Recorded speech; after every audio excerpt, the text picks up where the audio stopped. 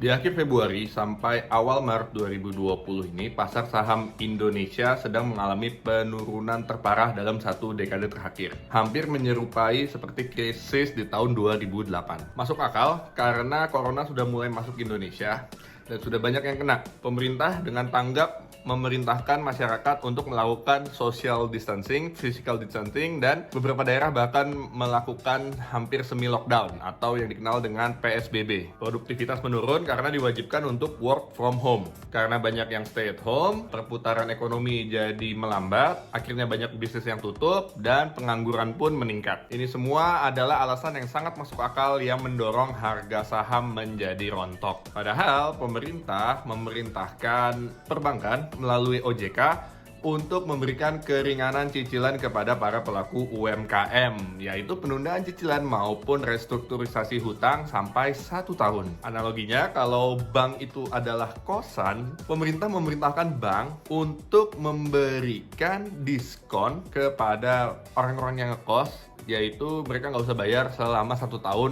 ngekos di situ, atau boleh ngekos selama setahun tapi bayarnya tahun depan. Hal ini sangat-sangat merugikan industri perbankan, yang mana sangat berpengaruh pada cash flow mereka dan menyebabkan keuangannya secara finansial menjadi sangat-sangat riskan. Lucunya, harga saham-saham emiten perbankan di Indonesia harganya malah naik, ya, dari sempat turun jadi naik loncat lagi. Memang sekarang ini pasar saham itu sangat-sangat tidak bisa diprediksi, volatilitasnya tinggi, jadi naik turunnya itu ekstrim dan sangat susah untuk diprediksi. Akhirnya membuat investor pasar saham menjadi galau, takut masuk sekarang, masuk nanti, karena mereka sangat-sangat sulit memprediksi ekspektasi market ke depannya. Terus solusinya apa kalau misalnya kita adalah seorang investor di pasar saham? Yang pertama harus diperbaiki adalah mentalnya dulu. Kita harus tahu, yang namanya investasi itu kita melihat untuk jangka panjang. Kita invest untuk sesuatu jangka panjang. Di video sebelumnya saya menjelaskan anggaran budget untuk investasi dari income bulanan Anda tiap bulannya adalah 10%. Maka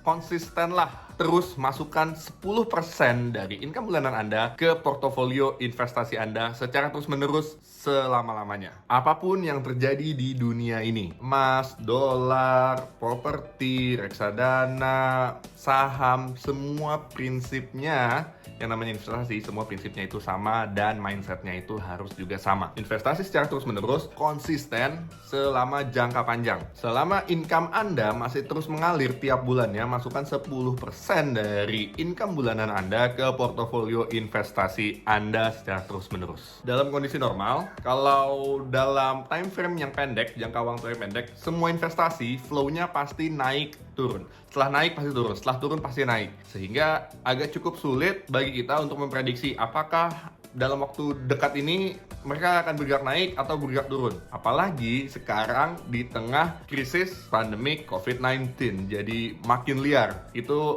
hampir sangat-sangat sulit sekali untuk diprediksi di jangka pendek. Namun secara rata-rata kalau kita melihatnya secara long term, 5-10 tahun, semua investasi secara rata-rata pasti mengalami gradasi kenaikan secara nilai. Maka dengan prinsip cicil investasi secara pelan-pelan setiap bulan secara konsisten, maka pada portofolio investasi Anda akan masuk ke situ di harga yang beragam. Kadang di harga kemahalan, kadang di harga kemurahan, tapi secara rata-rata secara long term gradasinya itu secara nilainya, nilai akumulasi totalnya perlahan naik karena Anda terus menyuntikkan dana secara konsisten per bulannya ke portofolio Anda. Terus menerus mencicil masuk ke portofolio investasi Anda. Dalam dunia saham maupun reksadana, teknik ini disebut dollar cost averaging dan ini terbukti sangat-sangat efektif metodenya apabila dilakukan di berbagai kondisi yang terjadi di dunia saat ini. Baik itu di kondisi normal pada saat market itu sedang baik maupun